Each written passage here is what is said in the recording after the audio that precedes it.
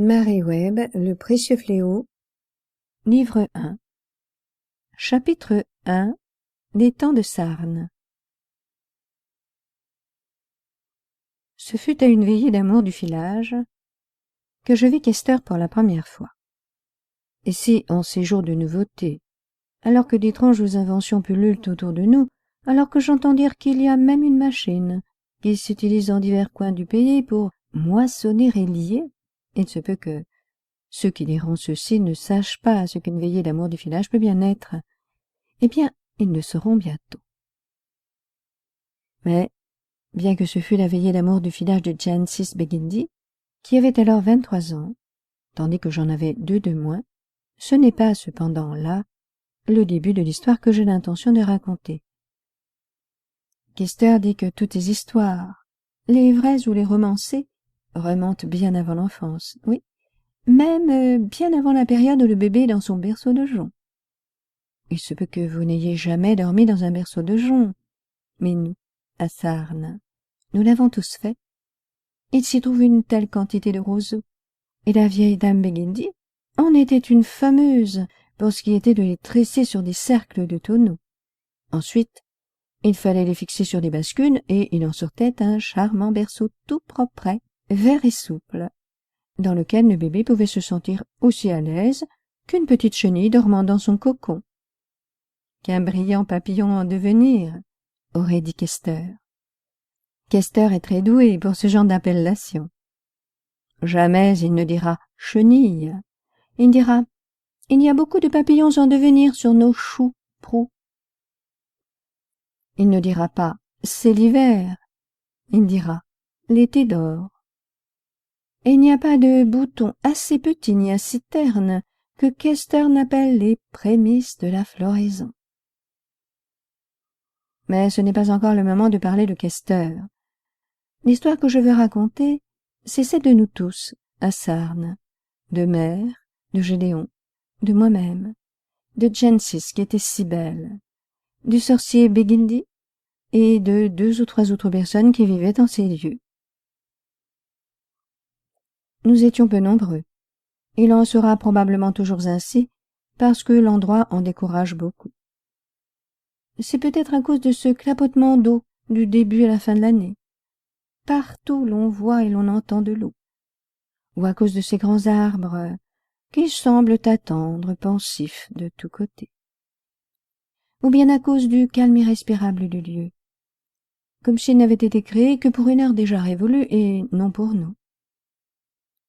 Et se peut aussi que ce soit parce que le sol est très pauvre et marécageux, avec une herbe qui n'est pas nourrissante, comme il arrive souvent aux endroits où poussent abondamment roseaux et joncs et la fleur de coucou.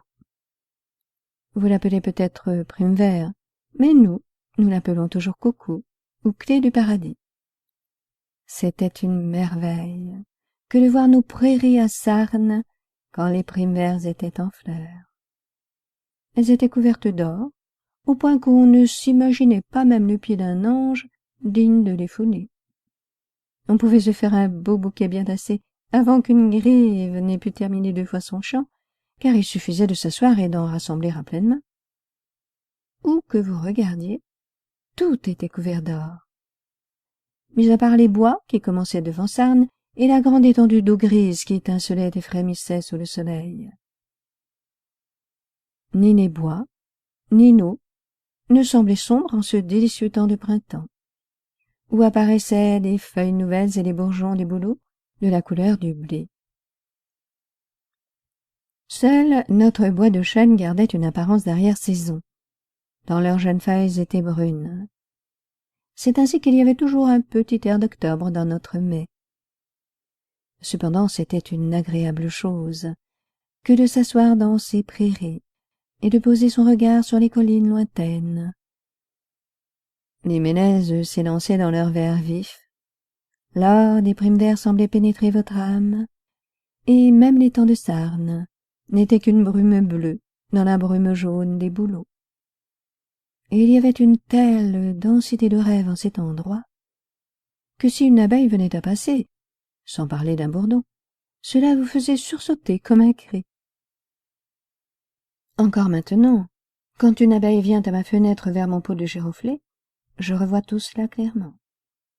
Avec Plache étendu sous le soleil couchant, au-delà des bois, tel un morceau de bouteille ébréché. L'étang de Plache était plus grand que celui de Sarne, et il n'y avait pas même un arbre autour, si bien que, là où ne se trouvaient point les collines, vous pouviez y voir accrocher les nuages, en sa partie la plus éloignée. Et cela me faisait toujours penser au nénuphar blanc, qui s'étale sur les bords de l'étang de Sarne, tout au long de la moitié de l'été. Il n'y avait rien qui différenciait l'étang de Plache d'un quelconque étang ou lac. Il n'y avait ni eau trouble comme à Sarne, ni village dans les profondeurs, pour faire retentir ces cloches du tréfonds de l'eau. C'était vrai ce que les gens disaient de Sarne, qu'on y sentait quelque chose d'étrange. À Plache vivaient les Begindi, et ce fut dans leur habitation composée d'une partie en pierre et d'une partie troglodyte que je reçus mon livre d'apprentissage de la lecture. Il peut vous sembler curieux qu'une femme d'humble condition comme moi puisse lire, écrire et mettre toutes ces choses dans un livre. À vrai dire, quand j'étais jeune, il n'y avait pas beaucoup de grandes dames, même, qui savaient faire plus que griffonner une lettre d'amour. Certaines ne savaient qu'écrire coin et pomme sur leur pot de confiture, et d'autres réussissaient à peine à signer leur nom sur l'acte de mariage. Nombre d'entre elles sont souvent venues vers moi pour que j'écrive leurs lettres d'amour, et c'est une tâche bien amère que d'écrire de son propre cœur brûlant les lettres d'amour d'autres femmes. Et s'il n'y avait pas eu maître Begindi, je n'aurais pas pu coucher sur le papier toutes ces choses. Il m'apprit à lire, écrire et compter. Et quoiqu'il fût un homme réprouvé, qu'il prétendait faire beaucoup de choses que je ne crois pas qu'il ait jamais faites, qu'il trempait dans d'autres qu'il n'est pas bon pour nous d'approcher, je n'oublierai cependant jamais de remercier Dieu pour lui. À présent, il me semble que ce fut une œuvre très inhabituelle de la puissance divine de mettre dans le cœur de Begindi ce désir de m'enseigner, car un sorcier peut difficilement être appelé un serviteur de Dieu, mais plutôt un des hommes de Lucifer. Non que Begindi fût méchant, il était seulement dépourvu de bonté, comme si tout bien était brûlé alentour par la flamme de son esprit ardent, qui se devait de connaître tout et de pénétrer tous les mystères. Quant à l'amour, il n'en connaissait pas même le nom. Il pouvait lire dans les étoiles, prédire l'avenir, et prétendait avoir conjuré les esprits. Une fois je lui ai demandé où était cet avenir qu'il voyait si clairement. Il a répondu: « Il est avec le passé, cher enfant, à l'arrière du temps. » Vous ne pouviez jamais trouver mieux que maître Begindi.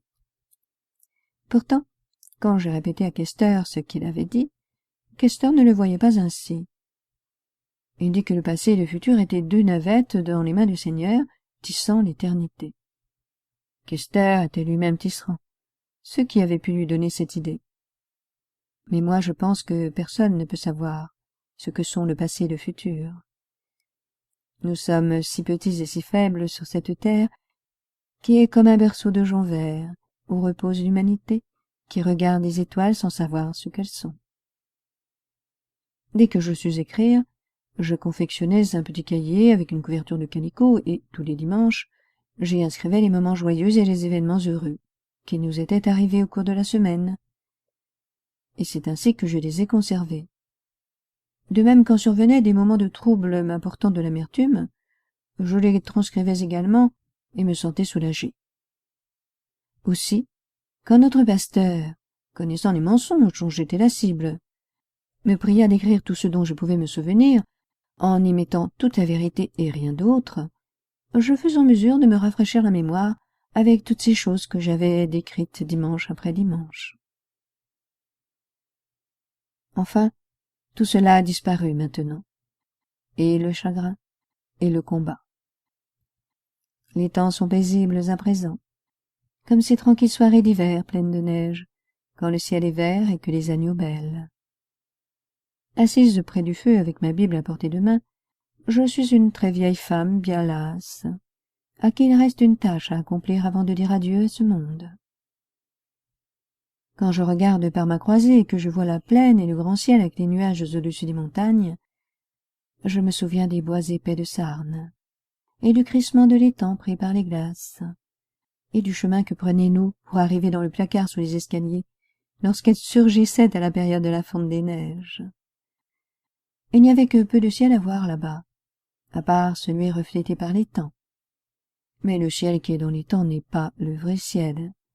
Il est plus sombre, comme dans un miroir, et il s'y trouve des roseaux avec leurs ombres allongées, qui deviennent fines et pointues parmi les étoiles glissantes, et même la lune et le soleil peuvent en être exclus, parce qu'il peut arriver parfois que la lune se perde parmi les feuilles de nénuphar, et parfois qu'un héron se dresse devant le soleil.